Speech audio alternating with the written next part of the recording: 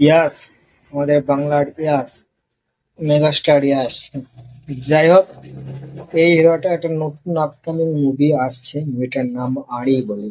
এবারে মুভিটা বলছি মেন স্ট্রিম মুভি, মশালাদার মুভি, অ্যাকশন সিনেমা। ঠিক আছে, বিশাল বড় সার্কেলে তৈরি করা হচ্ছে। এবারে ঘটনা হচ্ছে এটাই যে সেন্টিমেন্টালের পরে এই প্রজেক্টটা হবে আর কি। তো এই পয়লা বৈশাখে মুভিটা রিলিজ করবে। আর কিছুদিনের মধ্যেই হয়তো শুটিং শুরু হয়ে যাবে।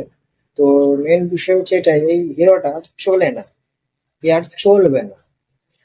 এ একটা সিরিয়াল করলো, সিরিয়ালের পরে গ্যাংস্টার মুভি করলো, কিন্তু সেই কথা বলার ভঙ্গিমা এখনো পর্যন্ত চেঞ্জ হয়নি।